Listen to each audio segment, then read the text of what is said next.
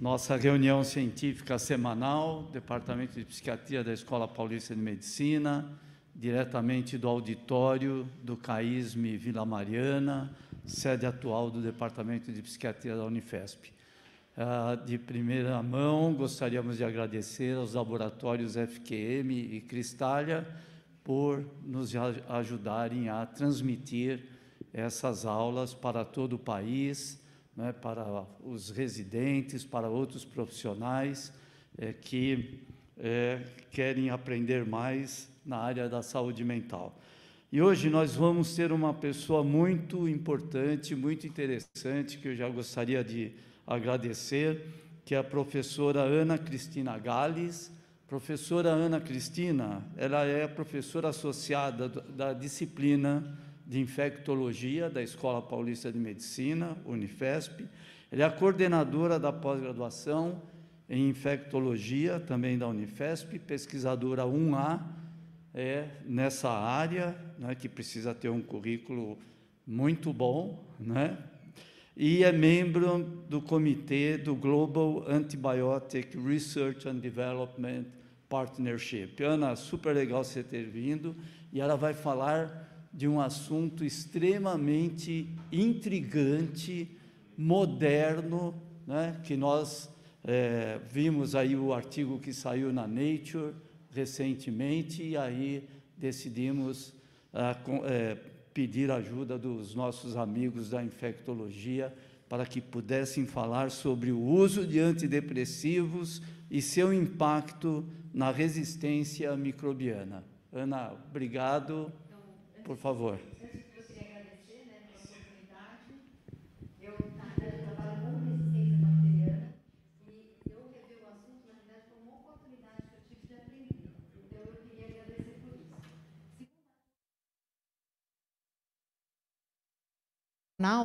E o Arnaldo teve a ideia de colocar o impacto na resistência, que é um nome muito forte, né?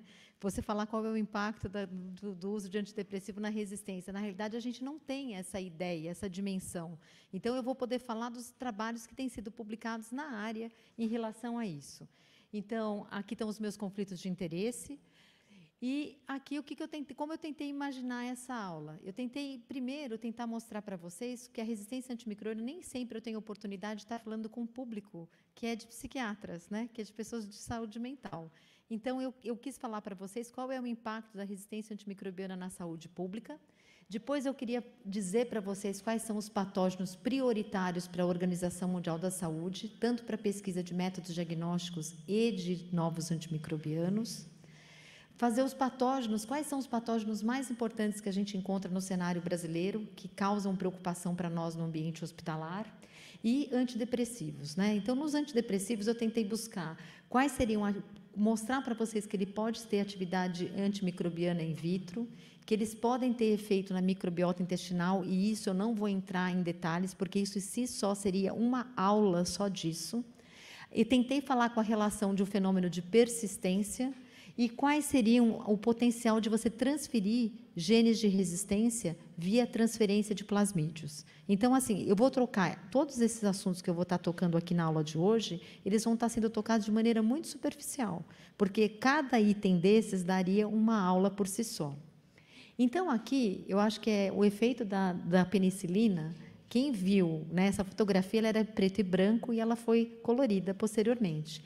Então, se você olhar o impacto aqui de uma criança que está com uma celulite de face, que tem um abscesso, que está moribunda, e na admissão hospitalar, e que 96 horas que você introduz a penicilina, e 9 dias depois do tratamento ela está assim, isso é como se você visse como se fosse uma droga milagrosa. E a penicilina, ela foi vista como uma droga milagrosa. E, juntamente com as vacinas e o saneamento básico, ninguém pode negar que água potável e tratamento de esgoto são as medidas mais custo-efetivas que a gente tem. Então, o uso de antibiótico, a vacina, o saneamento básico, eles tiveram uma redução importante, um impacto importante na redução da mortalidade das infecções nos Estados Unidos. Então, quando a gente olha essa curva aqui, que você tem a mortalidade de todas as causas, em preto, né, aqui, depois as causas não infecciosas em azul e as causas infecciosas em cor-de-rosa, olha o declínio que a gente tem depois da introdução da penicilina, do saneamento básico e das vacinas. Então, isso é uma medida de impacto importantíssimo. Em 2019, a organização, aliás, a resistência antimicrobiana começou a ser chamada a atenção em 2013 no Fórum Econômico de Davos, quando eles começaram a ficar preocupados qual seria o impacto econômico da resistência antimicrobiana. Isso desencadeou uma série de ações. Em 2013, foi desencadeado pelo Fórum Econômico e depois teve uma resposta da Organização Mundial da Saúde em 2015. Quando foi em 2019, a Organização Mundial da Saúde, ela elenca quais são os 10 principais problemas de saúde pública. E aqui, nenhum deles é superior em relação ao outro. Eu coloquei em azul porque eu puxei a sardinha para o meu lado, mas eles têm a mesma ordem de prioridade, tá? Aqui, por que a resistência bacteriana ela é uma preocupação global, né? Por que ela é uma preocupação para a saúde mundial? Primeiro, ela está presente em todas as áreas geográficas do globo terrestre. Segundo, ela aumenta a mortalidade e a morbidade.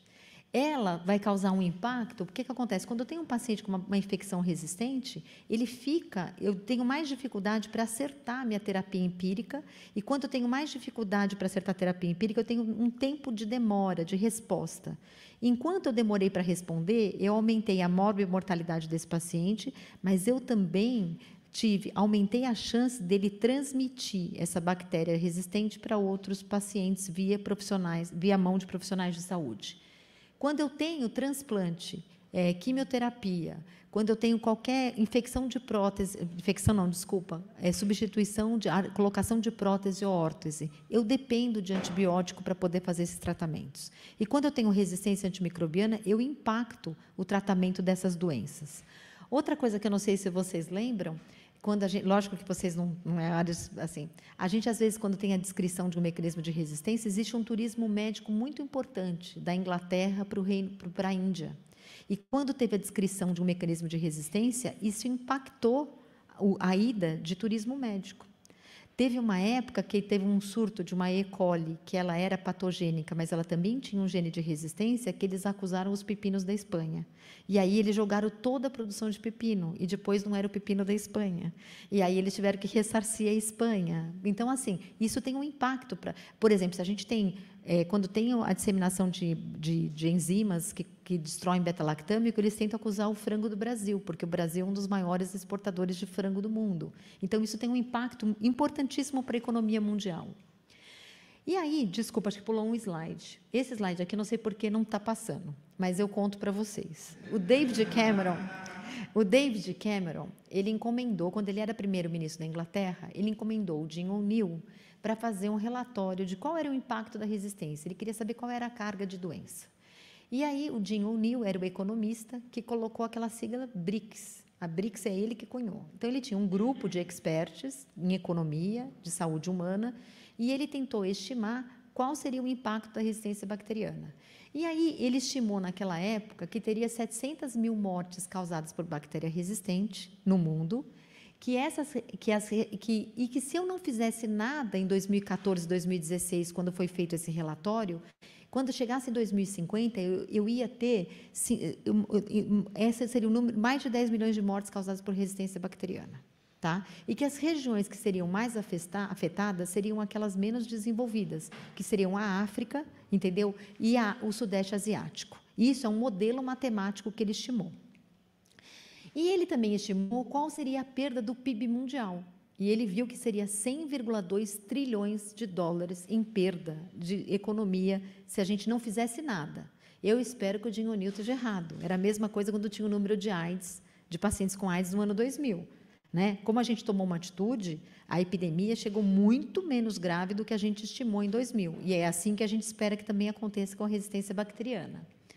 Só que uma coisa muito interessante, o Jim O'Neill, em 2016, ele começa o trabalho em 2014, ele termina o relatório em 2016, e ele estima 700 mil mortes naquela data e 10 milhões em 2050 se nada fosse feito. Como a principal causa de morte em 2050 se nada for feito. Quando você tem esse ano, sai um artigo publicado de carga de doença em 2022, no Lancet Infectious Disease, usando dados de 2019, ele olhou qual seria a carga de doença de resistência bacteriana, qual era o número de mortes. E ele dividiu as mortes em mortes associadas e mortes atribuídas. A atribuída é aquela que a infecção é a causa. E ele viu que ia ser mais de 4 milhões de mortes associadas e 1,2 milhões de mortes atribuídas à resistência antimicrobiana. Isso olhando um dado pré-pandemia, que a gente sabe que a situação piorou na pandemia. Tá? E ele viu, então, aquele número que o Jim O'Neill estimou em 700 mil não estava muito errado. Tá? E aqui ele vai olhar para você qual é o lugar que é mais afetado. Então, se a gente olhar aqui, ó, o lugar mais afetado é a África subsaariana e o lugar menos afetado é a Austrália e a Nova Zelândia. Então, quanto mais desenvolvido é o país, quanto mais high income ele é, menos afetado pela resistência ele é. E quanto mais low and middle income country, mais afetado ele é pela resistência. E qual é a infecção que representa a maior carga de doença? Infecção do trato respiratório inferior. Então, assim, por quê? Infecção do trato respiratório, a maioria é causada por vírus. Só que a gente não tem método diagnóstico disponível e a gente prescreve muito antimicrobiano inadequadamente nesse setor. Esse aqui é um conceito também que é bem legal, que a gente vai olhar não só a morte, mas e quantos pacientes ficaram, né, com algum tipo de eu nunca sei traduzir, disable, que ele tem de deficiência, né, de alguma coisa que ele tem, que ele vai ficar por isso. Então, aqui eles calculam qual é o número deles que vai ter, quais são os anos de vida perdido. Então, assim, você tem que calcular no PIB esse número de população que morreu e o número de população que ficou economicamente inativa depois que teve uma infecção por resistência. E isso também não é surpresa, é sempre maior nos países que são menos desenvolvidos. Tá? Quais são os patógenos que são mais preocupantes? Então, a gente vai. E aqui, ele incluiu infecção comunitária e infecção hospitalar. Então, por exemplo, eu tenho E. coli aqui, Staphylococcus aureus, Kleb, Streptopneumoniae, acineto e pseudo. Acineto é basicamente um patógeno hospitalar. A gente tem pouquíssimas infecções causadas por comunitária por acineto. Às vezes, acineto não baumane, e quando você está mexendo no jardim, por exemplo, uma pessoa imunossuprimida, às vezes se infecta com um espinho, alguma coisa assim, mas é raro. Existe também pneumonia comunitária escrito no aborígene australiano, mas não é o comum, tá? Aqui, lógico que vai mudar. Então, se eu olhar aqui a Europa Central, os países de high income, se eu olhar a América Latina, olha aqui, o primeiro vai ser Escherichia coli, o segundo vai ser laranja Staphylococcus aureus, o terceiro Klebsiella e o quarto acineto. Mas olha no Sudeste Asiático aqui, que o acineto é o principal. Então, o patógeno, ele varia. Ele varia mesmo dentro do hospital, eu posso ter uma variação de unidade para unidade. Da UTI pode ser diferente para outra. E a Organização Mundial de Saúde, na realidade, a Evelina Tacconelli, ela é uma infectologista italiana, mas que trabalha em Verona e na Alemanha. Ela foi comissionada pela Organização Mundial de Saúde para fazer um trabalho em que ela consultou especialistas e ela perguntou: você acha que morre muito? Você acha que tem tratamento? Você acha que tem medida de prevenção? Qual que é a carga de doença no ambiente hospitalar? Qual que é a carga de doença na comunidade? E aí ela tem um modelo matemático todo chique, maravilhoso, que eu nem sei explicar para vocês, que ela desenhou, e ela estabeleceu quais eram os patógenos prioritários. Então, os patógenos prioritários para desenvolvimento de novos métodos diagnósticos e novos antibióticos são Acinetobacter resistente a carbapenêmico, Pseudomonas resistente a carbapenêmico, Enterobactéria resistente a cefalosporina de amplo espectro e carbapenêmico. Lembrar que agora a gente sempre fala Enterobactéria, Enterobacteriácea, a gente sempre fala isso porque a gente está é comum o jargão, mas a gente deve usar agora o nome da ordem, que é Enterobacterales, porque existem várias bactérias gram-negativas que a gente chamava de Enterobacteriácea, porque ela estava na Enterobacter, que agora não está mais, é reclassificada. Então, se você for dar uma aula num lugar chique, você fala Enterobacterales, tá? Aqui, é só para vocês saberem, a Anvisa monitora as infecções de corrente sanguínea associada a cateter venoso central em pacientes de UTI. Então, não é o catéter, não é infecção relacionada ao catéter. Ela vai lá, olha, o paciente está com catéter há mais de 24 horas? Tá. Então, não necessariamente a fonte de infecção é o catéter. Ele só vai lá e faz a vigilância. O paciente está com catéter central há mais de 24 horas? Entra na vigilância. E aí, quem são os patógenos no Brasil? Os patógenos no Brasil geralmente tem estafilocoagulase negativo, que está aqui, tá? Depois a gente tem Klebsiella e Staphylo. E olha que interessante, aqui a gente tem dado de 2019, 2020 e 2021. Então, antes de 2019, era estafilocoagulase negativa e Klebsiella. Depois, a gente tem uma mudança. E agora, em 2021, esse dado acabou de ser publicado, mas ele é de 2021. A gente vê um aumento importante de Acinetobacter baumannii e de Enterococcus. Se a gente olhar no estado de São Paulo, o primeiro agente é estafilocoagulase negativo, o segundo é acineto, mas é o dado de 2020 que está relatado, e aqui é 2021.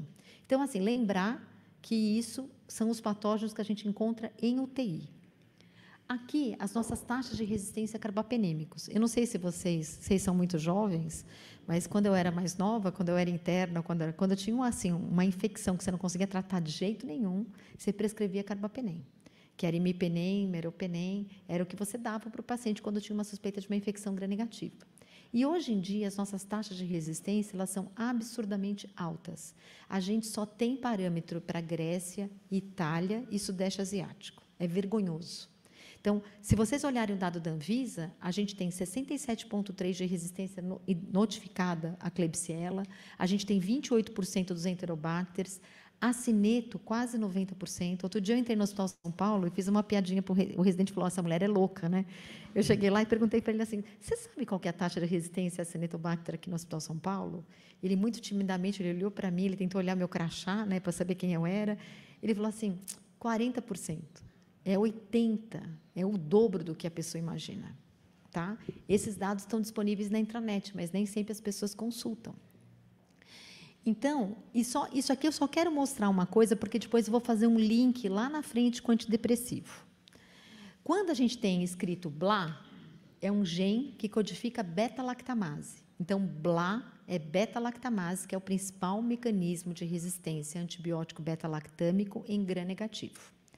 Eu tenho enzimas que têm a capacidade de hidrolisar a molécula papenem, que é o antibiótico beta-lactâmico mais potente que eu tenho para gram-negativo. Então, NDM e OXA23 são dois genes que codificam carbapenamases. Uma em Enterobacter e acineto, e essa aqui mais em Acinetobacter. Então, o que eu quero mostrar para vocês, esses genes, geralmente, eles estão em elementos genéticos móveis, eles estão em plasmídios. E eles são passados, podem passar para a mesma espécie ou para espécie totalmente diferente. Eu posso ter uma E. coli, que é produtora de NDM, e isso passar no próprio paciente para uma CLEB. Ou eu ter um acineto e passar para uma CLEB. Eu tenho uma transferência do plasmídio que carrega esse gene. O plasmídio nada mais é do que um DNA circular que tem a capacidade de automultiplicação e que ele está dentro da célula bacteriana, fora do cromossomo da bactéria. Tá? Então, olha aqui como a gente teve, se vocês olharem o azulzinho, é KPC, que é de Klebsiella pneumoniae carbapenamase. Se você olhar o cor de rosinha aqui, é OXA23. E se você olhar o verdinho, é o NDM.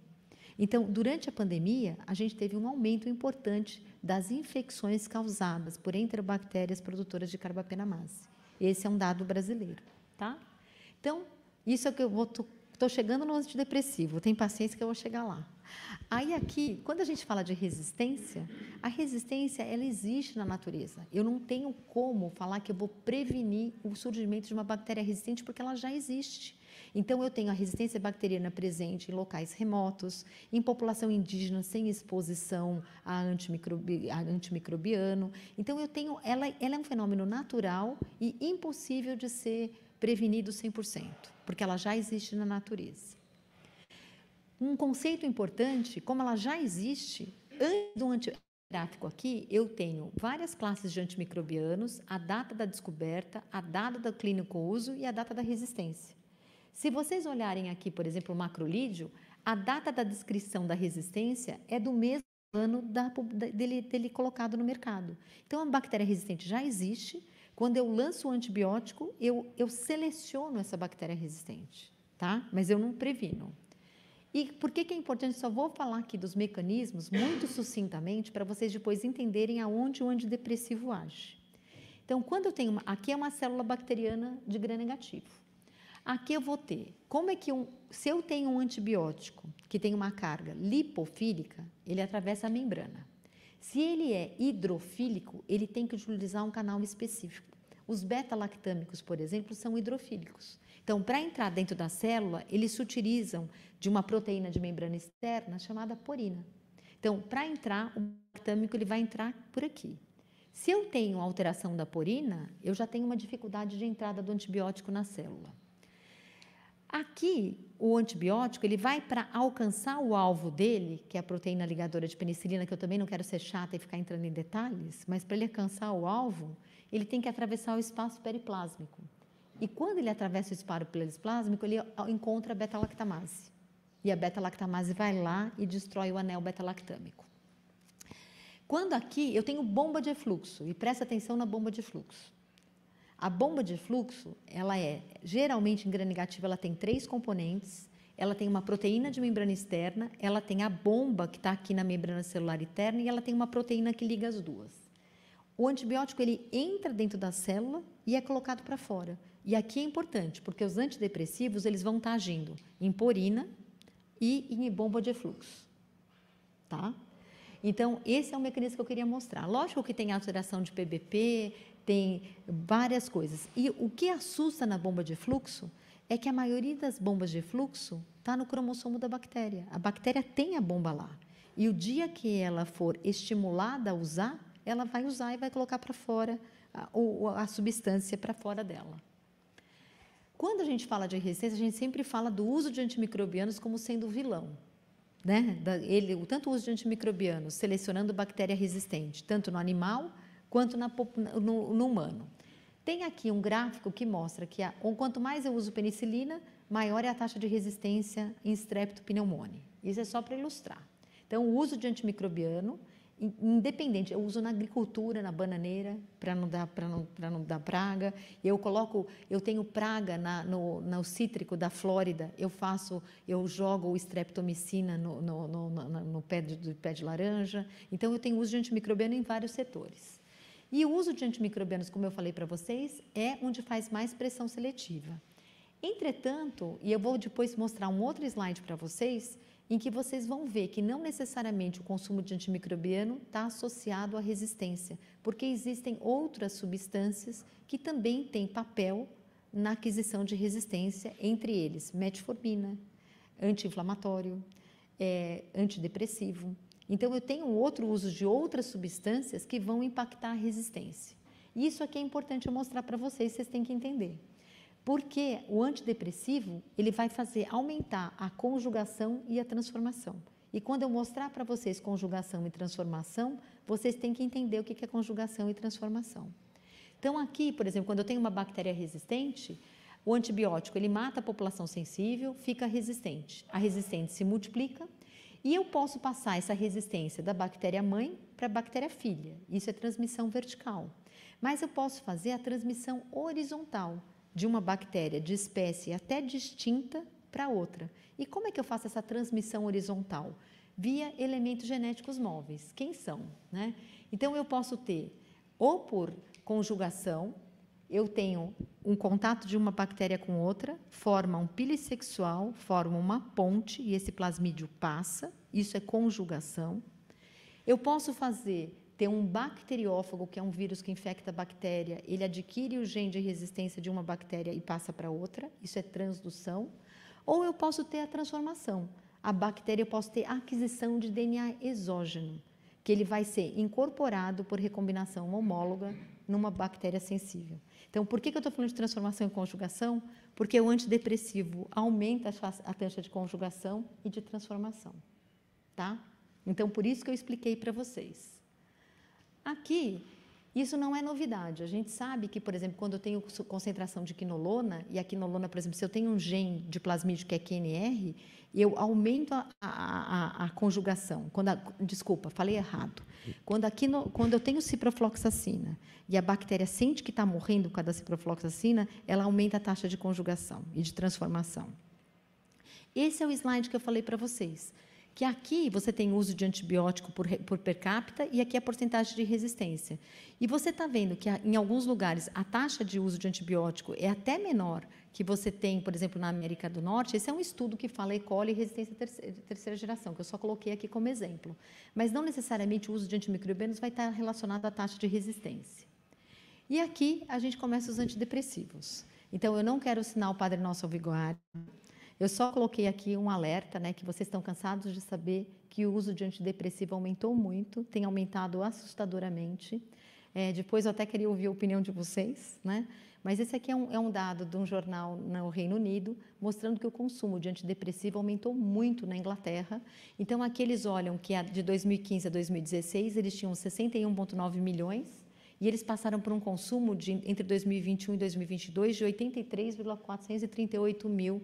É muita coisa de uso de antidepressivo, de consumo. E aqui eles falam que aumentou o número de pessoas usando. Aqui eles vão falar que, olha, a corda 28 de junho sugere que 14,7% da população na Inglaterra, que dá 56,5 milhões de pessoas, recebeu pelo menos uma prescrição de antidepressivo. Isso é assustador. Aqui eles falam das crianças e adolescentes, do aumento importante nessa população, né, de consumo. Então, assim, isso aqui eu peguei só para contextualizar, porque isso vai ter um impacto importante na contaminação ambiental lá no futuro com antidepressivo. E o papel da microbiota. Então, quando eu tomo antidepressivo, aqui a gente vai olhar, aqui é basicamente farmacocinética. Você ingere, tem absorção, você vai ter a distribuição, a metabolização, que agora o chique falar é biotransformação, e a excreção. E aqui você vai vendo que mesmo que você... Não dá para ver esses números, mas esse artigo está disponível gratuitamente, depois quem quiser pegar a aula, pode pegar a aula. Vocês vão ver que mesmo conforme ela vai passando pelo trato, uma grande proporção de antidepressivo ainda está presente na formativa nas fezes. Então, mostrando que essas fezes vão parar no esgoto. Então, vai ter um impacto tanto na microbiota intestinal do paciente, quanto dos rios que vão ser contaminados depois por esgoto. Tá? Não, isso aqui, ó, é uma aula. Se vocês vissem quanto artigo tem de microbioma e doença inflamatória intestinal, autismo, o que vocês quiserem, envelhecimento, doença infecciosa, e a gente sempre tem uma grande área vai ser a manipulação da microbiota intestinal como tratamento de várias infecções e patologias, outras que não sejam infecções. Tá? Então, isso daqui é um momento de aula, porque assim, tem vários artigos que falam isso. Eu só queria chamar a atenção para a concentração que vai ter do antidepressivo na microbiota intestinal. E aqui, como o efeito antimicrobiano do antidepressivo. Esse aqui é uma placa de microdiluição. Então, aqui, nesses pocinhos, a gente tem antibiótico, só que aqui eu não tenho antibiótico. Aqui eu tenho antidepressivo. Eu tenho antidepressivo e eu vou ver se a bactéria vai crescer naquela presença daquela concentração do antidepressivo. Então, aqui é só para a gente saber. Quando a gente olha, MIC quer dizer a menor concentração que inibe o crescimento bacteriano. Quando você olha a MIC para a fluoxetina, de Staphylo aureus, Staphylo epidermidis, Enterococcus, E. coli, acineto e Mycobacterium tuberculosis, e eu não coloquei nesse slide aqui de Cândida, porque eu ia ter que ter outra referência aqui, mas tem também, você vai ver que as concentrações que tem no trato intestinal, lá daquele outro slide, são superiores a essa daqui ou muito próximas dessa daqui. Então, você consegue ver que vai ter atuação dos antidepressivos inibindo a microbiota intestinal. Aqui tem antidepressivos, que eu não quero nem entrar no erro da classificação dos antidepressivos, porque eu nem sei, Jair, vocês sabem muito mais que eu, mas tem antidepressivos que vão ter um efeito inibidor maior sobre microbiota do que outros. E entre eles, por exemplo, a sertralina e a fluoxetina são antidepressivos que têm maior impacto sobre a microbiota intestinal e sobre a resistência antimicrobiana. Aqui, qual seria o mecanismo? E aqui eu quero que vocês prestem atenção, porque vai ter a hiperexpressão de bombas de fluxo, que seria a ativação deles, e aqui também tem os transportadores de sódio. Então, teoricamente, eles agiriam. Aqui tem duas coisas que eu quero que fique bem clara na cabeça de vocês. Os antidepressivos, eles podem inibir algumas bombas e podem levar a aumento da expressão de outras bombas. Então, por ele inibir as bombas de fluxo, eu estava comentando com o Jair que há muitos anos atrás eu queria fazer in vitro um teste que eu queria inibir o crescimento, a bomba de fluxo da bactéria. E a gente usava antidepressivo para inibir a bomba de fluxo da bactéria. Tá? E isso levou a um reposicionamento dos antidepressivos. Então, tem vários estudos na literatura que sugerem que você pode usar o antidepressivo para tentar inibir a bomba de fluxo e, com isso, a bactéria volta a ser sensível àquele antibiótico. E pode ser só o antidepressivo, ou como nesse estudo aqui, quando ele é combinado com outros antimicrobianos. Eu posso ter uma ação sinérgica de combinar um antidepressivo a um antimicrobiano. Isso aqui levou ao... Eles tentam falar o reposicionamento. Como a gente não tem antimicrobianos novos, existe uma tendência a procurar por drogas que já estão disponíveis comercialmente para que sejam reposicionadas como antimicrobiano. Mas eu quero que vocês prestem atenção que esse artigo aqui é bem velho, de 2007, mas esse aqui é de 2023. Mas eu teria receio em usar antidepressivo como um reposicionando, porque eu queria usar uma droga, mas não vai existir isso, porque ela vai ter efeito sobre a microbiota. E eu quero atuar o menos possível sobre essa microbiota. O que a gente procura hoje são antimicrobianos que têm um efeito menor sobre a microbiota intestinal. Está cheio de produtos biológicos que você vai oferecer ou vai fazer até transplante de fezes. Esse aqui é só um exemplo, não vou explicar. Eu falei para o Jair que eu tive uma experiência muito interessante. Eu fui assistir o concurso do Lucas Leite e ele foi falar de mecanismo molecular de diabetes e aí eu boiei. Eu falei, então não vou nunca mais tentar explicar nada de gene de resistência para quem não é da área, porque isso é só para lembrar que cada vez que você desencadeia, por exemplo, se eu tenho um estresse oxidativo, exposição a antibiótico, eu vou levar à produção de substâncias, né, que são oxidativas e eu vou levar um estresse para a bactéria. E esse estresse vai levar a uma resposta de SOS da bactéria. E isso vai levar à transferência de gene, vai levar a aumento de conjugação, de transformação e também de uma coisa muito interessante. A bactéria entende que ela está morrendo e ela se defende. Quando ela se defende, ela entra num estado que dormente. E isso é a persistência. A persistência, que isso também é uma coisa que me preocupa, que o antidepressivo está relacionado, é uma bactéria que é sensível. Ela não é resistente, mas ela fica lá dormente. Tá? Esse é o artigo que é a bola da vez, que saiu publicado no PNAS em 2023 agora, que é um artigo do grupo da Austrália, e que eles mostram o que eles fizeram. Eles pegaram os antidepressivos, colocaram num tubinho de microtubo com LB, colocaram uma E. coli que é sensível, que é a E. coli K12, e colocaram para crescer na presença de antidepressivo, e fizeram isso em horas e fizeram em dias. E aí eles olharam isso, eles fizeram tanto o experimento em placa, como eles também fizeram citometria de fluxo e genômica, e transcriptoma. Então, eles olharam isso a nível molecular também. E aqui, eles viram que eles tinham tanto células que eram consideradas resistentes, que é a vermelhinha, quanto células que eram consideradas persistentes.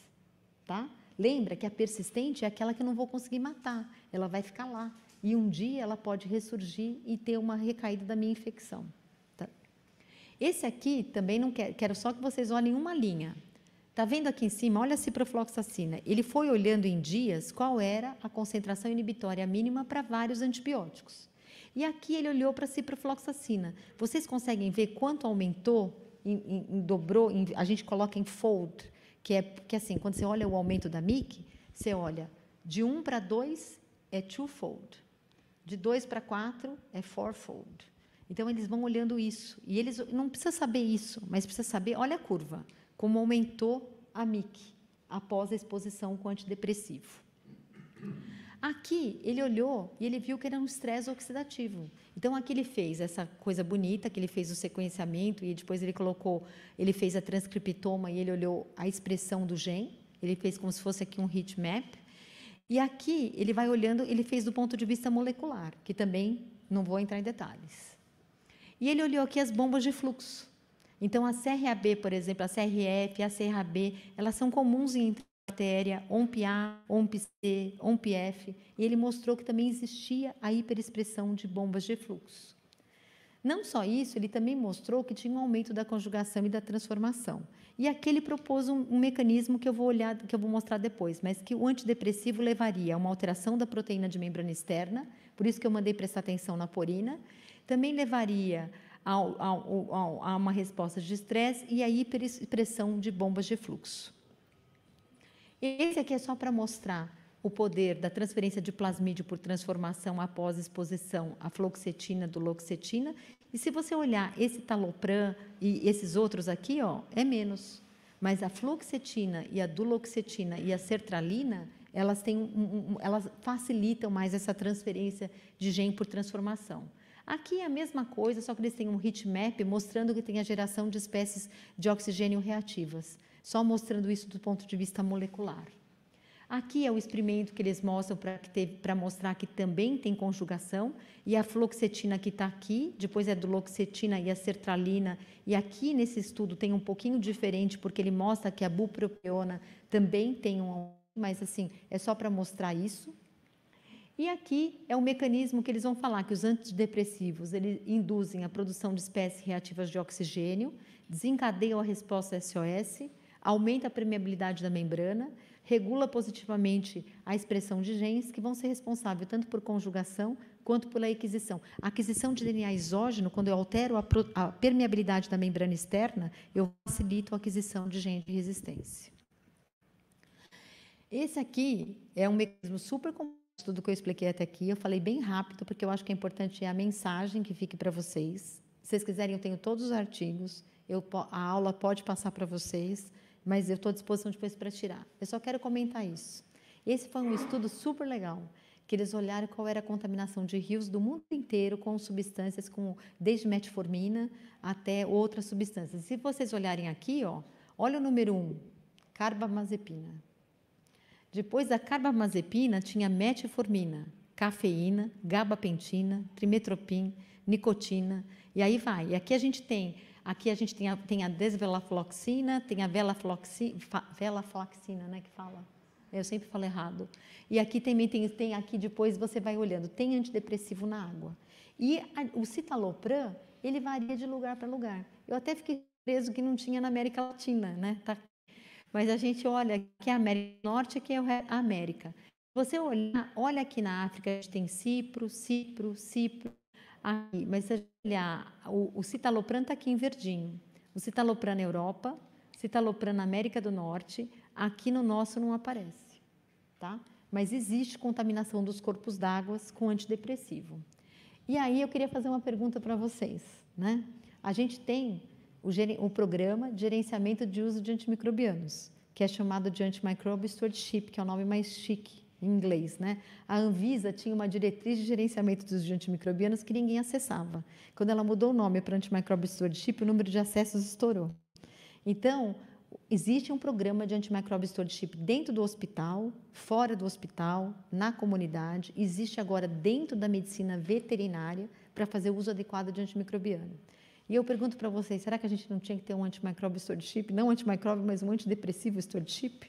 Da gente ficar pensando, talvez, não dar preferência para prescrever fluoxetina e sertralina, mas às vezes é o que a gente tem na rede, né? A gente, às vezes, não tem na rede outros antidepressivos. Então, assim, mas será que não é a hora da gente pensar qual antidepressivo a gente vai prescrever, não só pensando no quadro da psiquiatria, porque eu não sei a diferença entre prescrever, né?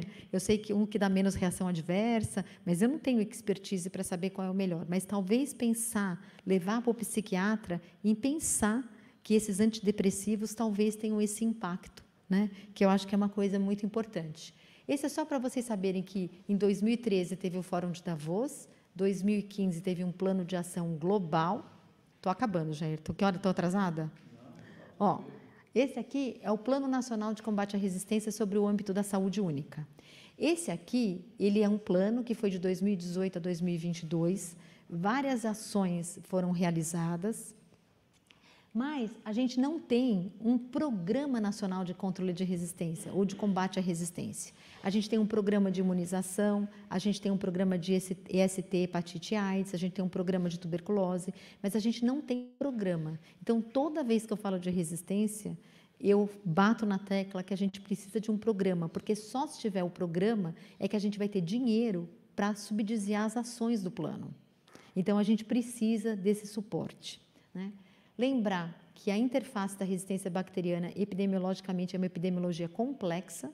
Então, a gente sempre puxa a sardinha para o hospital, porque é onde eu trabalho, mas, na realidade, esse é um pedacinho, é a ponta do iceberg. Mas a comunidade, a resistência, o ambiente, essa é a base da resistência, né? Que é muito complicado e que a gente vai precisar de ações que sejam coordenadas, globais, para controlar a resistência. Hoje mesmo, a gente tem um projeto em que a gente colabora com o CDC, num programa de vigilância de resistência do ponto de vista microbiológico, e a gente coordena e a gente auxilia, quer dizer, a gente é membro do programa de vigilância e eu e o Eduardo Medeiros somos consultores do programa da parte de Anvisa, que é o componente de prevenção de infecção e controle. Então, a gente precisa de ação coordenada, que está sendo financiado pelo CDC aqui no Brasil. Porque a gente precisa de uma ação global, coordenada e de vários setores sob a perspectiva de saúde única. Então, quando a gente fala que a saúde não é o bem-estar físico e mental, que a gente tem que levar à mente, a gente tem que ter a saúde extrapolada não só para o homem, mas para o animal e para o ambiente. Se todo mundo não estiver bem, a gente não vai conseguir estar bem. E, como mensagem final da aula, eu queria dizer que a resistência bacteriana é um problema de saúde pública mundial, que a gente tem os antimicrobianos como outros medicamentos e os antidepressivos, eles induzem a resistência, bem como a persistência de bactérias sensíveis a concentrações, né, que são clinicamente relevantes, e que o combate à resistência é multifacetada. Eu preciso de medidas de ações globais coordenadas por vários profissionais, além do papel da sociedade, porque a sociedade não entende o impacto da resistência na saúde dela, né? Então, é isso que eu queria falar. E acho que esse é meu último slide. Aqui não é todo mundo meu aluno, não. Aqui tem aluno do Pinhatari, tem aluno do professor Mauro, do Rodrigo Caiô e do Carlos Kiefer. Mas é o nosso grupo de pesquisa e a gente fica no edifício de pesquisa 1, no 6º andar. Então, quem quiser, qualquer coisa quiser conhecer, nós estamos à vontade. Tá bom? Obrigada.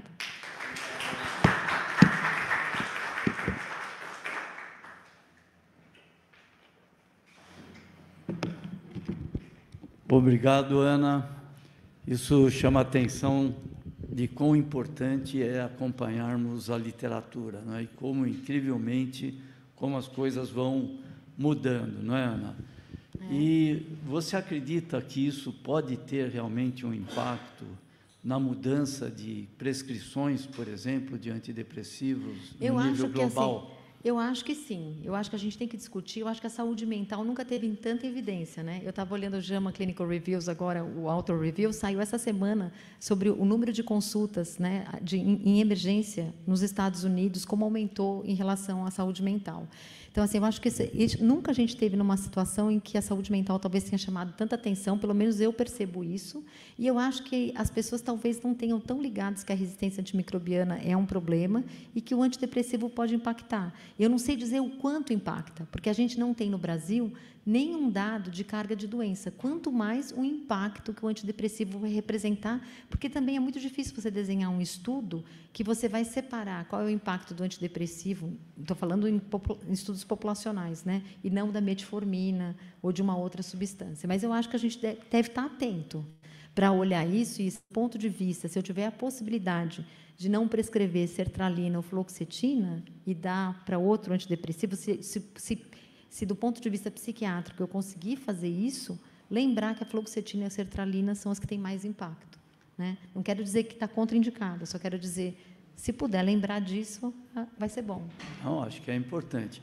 Ana, a prescrição, quando o paciente está tomando antibióticos, né? Aí o antidepressivo que ele está usando contribui para uma mudança do efeito clínico dos antibióticos? Eu acho que contribui, porque você lembra aquele segundo paper que eu coloquei lá, que eles têm uma ação sinérgica entre antibiótico e antidepressivo? Então, assim, seria interessante, eu não tive tempo de fazer uma revisão extensa da literatura, mas seria interessante se a gente conseguisse olhar se tem esses grupos de pacientes que tomaram antidepressivo, se isso impactaria. Eu sempre tenho vontade, às vezes, quando a gente tem um estudo clínico que vai olhar um novo antibiótico, a gente olha lá os fatores, né, de risco e os fatores, mas a gente não coloca. Às vezes eles colocam inibidores de bomba de hidrogênio por causa de omeprazol e tudo mais, mas a gente não coloca os outros. Talvez antidepressivo deveria ser um dos riscos, um fator de risco que a gente devesse avaliar nesses estudos, né, bem como a metformina. E também é incrível esse efeito, né, das medicações, do uso mesmo de drogas, né, cocaína e outras drogas, na saúde ambiental, né? E como é que fica, hein? Olha, mesmo os peixes já estão usando antidepressivos? O peixe já está usando antidepressivo. O peixe, né, antigamente a gente falava, come peixe que é saudável. O peixe hoje está cheio de microplástico, né, está cheio de PET, então você não pode dizer nem que o peixe é mais saudável. E o peixe, com certeza, ele está consumindo isso. E tem pessoas que estudam o impacto dessas drogas no próprio peixe, mesmo não é microbiota, no microbioma do local, entendeu? Então, assim, tem um estudo muito interessante que foi publicado também, se eu não me, agora eu não vou lembrar se é... Ele olhou a saúde do oceano. Foi publicado recentemente. Eu li e assim, a gente vê o impacto da resistência no microbioma do oceano. Então, assim, eu acho que os peixes estão consumindo antidepressivo e a gente vai ter. Então, assim, tem pessoas que estudam isso, que eles dosam essas substâncias no corpo de água. Aliás, na Escola Paulista tem a Hidropol, tem a Geórgia, que está... Não, na Escola Paulista não, desculpa, gente. Na Unifesp Diadema.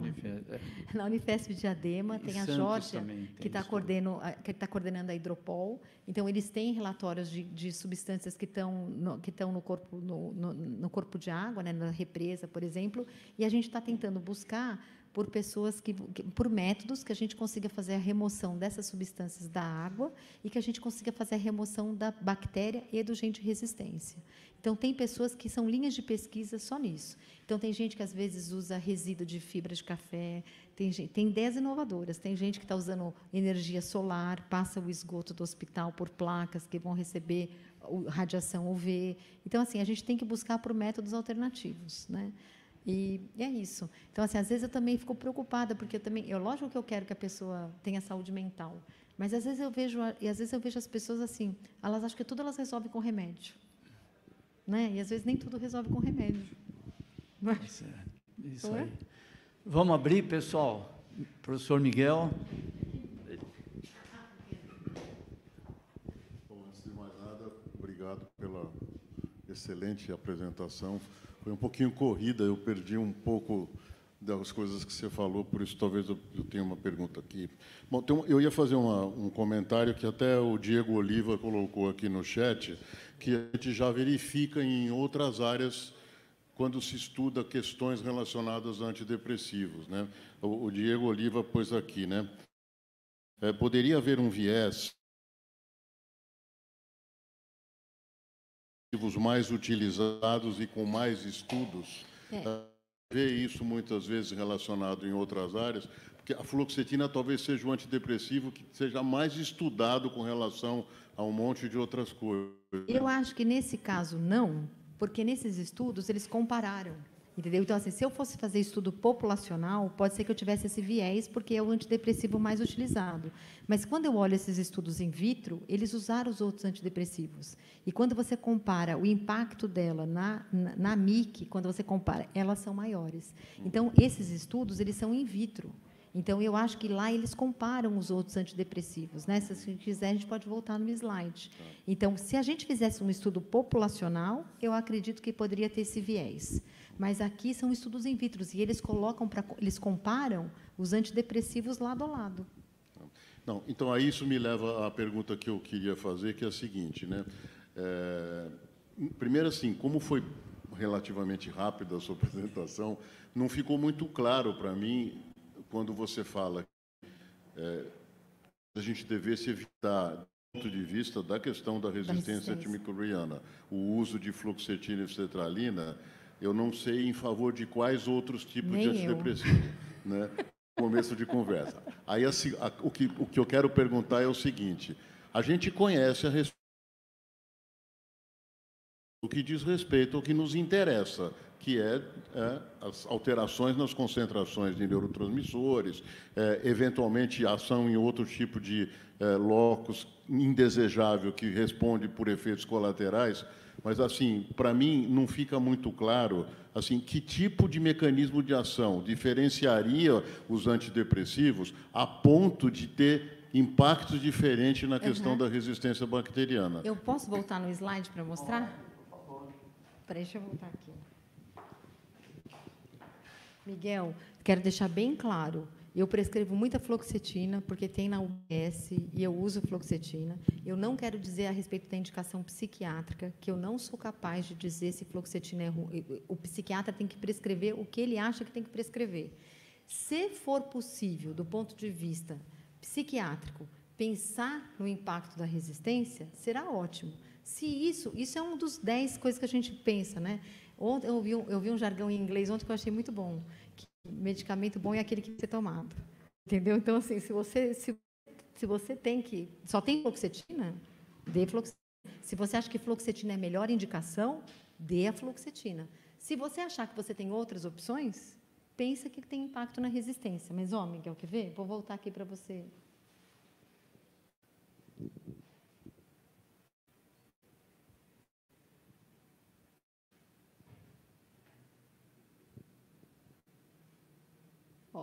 Eu acho que esse é o mais fácil de ver, porque esse é bem aqui, você vai ter.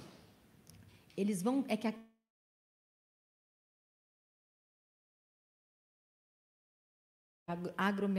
acho que é agromilatina, que fala em português, eu não tenho certeza. Aqui é ibupriona, esse talopram, duloxetina e sertralina. Então, cada uma delas está numa cor desse gráfico aqui. Então, aqui ele está comparando antidepressivos diferentes aqui. Quando você olha, por exemplo, o azul. Ele não tem impacto nenhum na mudança da MIC. A concentração de antidepressivo, ele não muda após a exposição ao antidepressivo.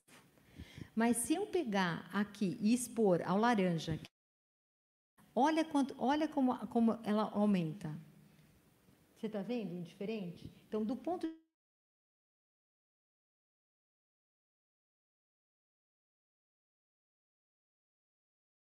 às vezes eu consigo provar que está. Você tem resistência à ceftazidima bactam, você tem o gene da KPC, você vê que é sensível, tem mutação, fica resistente, tem falha terapêutica. Outras vezes você não consegue ver isso. Mas in vitro, a gente consegue ver bem aqui, entendeu? Quando você olha aqui, quer ver? Ai, o que eu fiz? Peraí. Aqui, por exemplo, aqui, nessas corzinhas, eles estão mostrando a expressão do gene em aumento, é sempre em mudança logarítmica. Então, quando você vai olhar, quando ele está laranjinha aqui, entendeu? Ele está mais expresso. Então, quando você olha aqui, por exemplo, esse é da resposta de estresse oxidativo. Mas quando você olha aqui, olha o laranjinha aqui, você vai ter as bombas de fluxo também, que não vão estar laranja, mas vão estar azul. A CRAB, são bombas de fluxo. São os genes que codificam componentes da bomba de fluxo. Então, isso mostra que tem uma diferença entre os antidepressivos. Entendeu? Então, assim, agora, assim, não quero de jeito nenhum falar mal da fluoxetina nem da sertralina, porque não quero mudar em nada a indicação psiquiátrica. A indicação psiquiátrica, ela é preponderante. Tem alguma pista de que diferença é essa entre os antidepressivos? Não, a gente não tem... Que eu saiba, por isso que eu te falei que a aula não é justa. Porque eu acho que o impacto, eu teria que falar, olha, eu usei sertralina, eu tive aumento da resistência e eu impactei o tratamento. Entendeu? Eu não conheço nenhum estudo nesse sentido. O que a gente vê é estudo in vitro. A gente vê muito estudo de alteração de microbiota intestinal. Quando você dá um antidepressivo, eles monitoram e eles conseguem ver a mudança da microbiota. Oi. Eu sou o André, sou psiquiatra aqui do departamento. Indo de encontro a essa pergunta que o professor Miguel fez, pensando na alta taxa de de variação que a população bacteriana tem, né, dos genes por todos os mecanismos. A dúvida que fica, será que a gente não está estudando uma população específica de bactérias nesse período que tiveram esses estudos e que essa população é suscetível aos efeitos da homofloxetina e sertralina, que são os antidepressivos mais usados, e que se de repente a gente começasse, por exemplo, a usar muito estalopram e muito outra coisa, a gente não selecionaria uma outra população bacteriana que teria os mesmos efeitos com esses outros antidepressivos, e essa troca seria igual trocar de antibiótico. Uma hora exatamente. Isso vai ser... Eu acho que o teu raciocínio é lógico. Talvez, por isso é que às vezes eu acho, né, isso é uma opinião pessoal, a gente às vezes faz muito guia, né, de tratamento em que a gente fala, para tal infecção você prescreve tal coisa. Mas quando você faz o guia, ele às vezes é legal para orientar uma pessoa que não é expert na área, mas ele também induz uma pressão para prescrever sempre aquele mesmo antimicrobiano. Então, eu acho que o ideal é a gente ter uma pluralidade de medicamentos para que você não exerça a pressão seletiva só com um, entendeu? Aqui, por exemplo, nesses estudos, a gente tem Escherichia coli, foi um dos estudos, aquele outro, esse aqui, ó, é a Acinetobacter bailey, e assim, essa E. coli, ela é muito utilizada, esse aqui, ó, ele é muito utilizada para estudo microbiológico, essa E. coli K12, que ela é uma bactéria extremamente sensível e ela é utilizada para vários estudos microbiológicos. Pode ser que, se eu usasse pseudomonas, o impacto fosse diferente. Se eu usasse... Agora, esse outro estudo aqui, ele usou transformação com a Acinetobacter bailey, que também não é um Acinetobacter comum. A gente não tem Acinetobacter bailey como um agente frequente em infecção. Então, assim, mas mostrando que pode... Isso, é difícil a gente falar que... Pode ser que o impacto da sertralina e da fluoxetina seja maior nesse estudo experimental com E. coli. Talvez eu precisaria repetir esse mesmo estudo usando uma pseudomonas, um estáfilo, mas você sempre vai incorrer no risco. Por exemplo, qual cepa eu vou estar usando, eu vou ter essa influência. Por exemplo, só para você ter uma ideia, a gente estuda muito uma pseudomonas aeruginosa, que chama PaO1, que ela é um modelo para estudo, e um dia eles resolveram sequenciar as PaO1s que estavam no laboratório. A minha, a do Miguel, a do outro, e tinha uma variação genética entre as cepas que você fica repicando. Então, assim, é um estudo, o estudo perfeito ele não vai existir, entendeu? Agora, você pode usar uma outra bactéria, uma outra coisa, mas o seu raciocínio é lógico, faz muito sentido, pelo menos na minha visão. Salvador? Por falar em impacto, a sua aula produziu um impacto. Tomara que seja um impacto positivo, que eu não tenha dado nenhum conselho errado. Você sabe que eu sempre penso e falo, Senhor, não me deixa fazer nada errado, né? Que não tenha impacto negativo. Toda a realidade pode ser impactante, e é positivo que a gente se abra para receber o impacto. É um impacto um tanto humilhante para a nossa inteligência humana, que nós imaginávamos que as bactérias fossem seres muito primitivos e que nós facilmente nos livraríamos da patogenicidade delas. E elas estão dando troco, elas são mais inteligentes, muito mais do que a gente imaginava. Esses mecanismos que você descreve, para nós que estudamos há muito tempo atrás, é uma coisa surpreendente, é uma inteligência inimaginável, né? É uma reação inteligente. E a gente sabe que hoje se estuda a inteligência bacteriana grupal, em grupos. Eles têm o quorum sensing. Eu não falei para vocês aqui, mas elas têm. Exato. Elas têm o senso. Então, diante desse impacto, que, aliás, não é apenas nessa área, né? Na área ambiental, aquecimento global. Os antidepressivos, não sei se você sabe, tem se observado que também existe uma maior resistência ao efeito deles, aparentemente. Eles fazem, aparentemente, muito menos efeito do que faziam há uns anos atrás. É uma coisa curiosa. Que legal, eu não sabia. Mas sabe também não é muito legal, mas é um impacto. Mas talvez a gente, o uso do antidepressivo tenha levado a uma modificação do microbioma que passa... Quem sabe? Quem sabe, que não responde. Quem sabe? Então, esperamos que esse impacto que a gente possa ter uma resiliência a ele e reformularmos toda a nossa maneira de pensar, porque a natureza parece ser alguma coisa diferente do que nós imaginávamos antes. Pensei na questão dos tubarões, por exemplo. Observa-se que quando se acaba com os tubarões de uma região, toda a região decai. Outra parte, o restante do ecossistema fragiliza por alguma razão. Talvez o estresse que ele produzisse, o fato de comer os mais vulneráveis, não se sabe bem o quê. O fato da gente querer matar as bactérias, essa atitude nossa guerreira, né, em relação à natureza, pode ser que não funcione, pode ser que ela responda com muita força, porque ela é muito mais antiga do que nós. Aliás, o que dizem é que a própria vida é formada a partir das bactérias, né? Os primeiros seres vivos. Os primeiros, e as mitocôndrias são bactérias antigas, né? Os cloroplastos. Então, bem, vamos dizer, no começo do século passado, nós estávamos vitoriosos. No começo desses séculos, nós temos que ser mais humildes em relação a tudo isso, né? Acho seu pensamento extremamente sábio. Obrigado por ter colocado isso, porque assim eu penso na natureza. A natureza sempre para mim é uma fonte de inspiração. Primeiro, porque eu não vejo nada inútil na natureza. Às vezes a gente não consegue explicar uma coisa, mas ela sempre, na natureza, todo mundo tem uma função e essa função é bem coordenada e é a favor em torno da comunidade, não é a favor de um indivíduo. Então eu acho que o homem é muito egoísta, o homem é muito individualista. Ele pensa sempre ele como sendo o foco de atenção e ele não pensa na comunidade. Então, assim, eu sempre tento me inspirar na natureza, porque na natureza tudo tem um porquê, né? E eu acho que a gente já tem tido essa tendência de tentar ser menos matador, né? De tentar pegar um antibiótico. Pegar um antibiótico é igual você ir lá e matar uma pessoa com um revólver. Você pode matar a pessoa, mas você não acaba com a situação que foi criada, aquela coisa toda, né?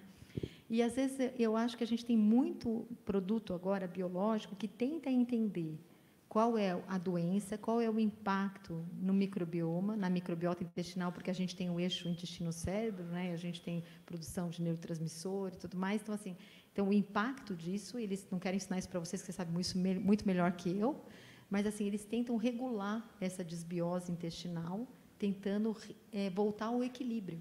Então, eu acho que esse é o ponto. A gente quer antibiótico que interfira o menos possível na microbiota intestinal, e a gente nem quer antibiótico.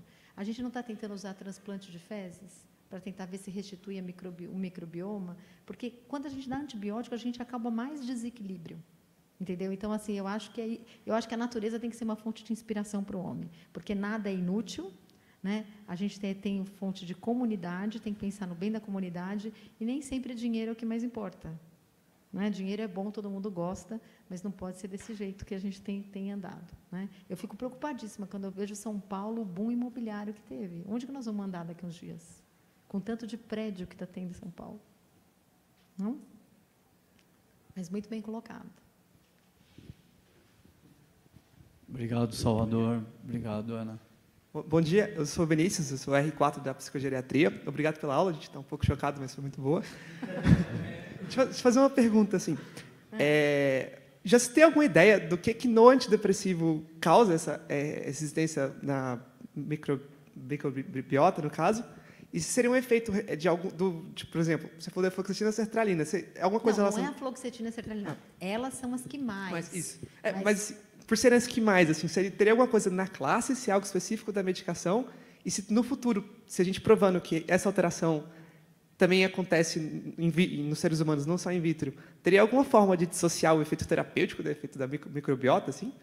Eu acho que não tem como você dissociar o uso da droga do efeito terapêutico do efeito que você vai ter. Né? É difícil quando a gente dá um antibiótico, por exemplo, tirando o antidepressivo, você tem a parte boa e tem as reações adversas, que você não tem como dissociar. Quando você dá o antimicrobiano, é igual, e quando você vai dar um antidepressivo, é igual. Você tem que ter uma balança em que o seu efeito desejado seja benéfico em relação à reação adversa que ele vai causar. Eu não quero deixar a má impressão de que a fluoxetina e a sertralina são piores, porque, assim, isso são estudos in vitro, foi o que foi observado in vitro. Do ponto de vista clínico, por favor, não falem que eu falei que não é para dar nem fluoxetina nem sertralina, porque não foi o que eu quis falar. O que eu quis falar foi o impacto, entendeu? Então, assim, desculpa, fala de novo para mim essa pergunta, que agora eu me perdi no meu pensamento. Você já tem alguma Então, ideia? dissociar o efeito benéfico do reação adversa não dá.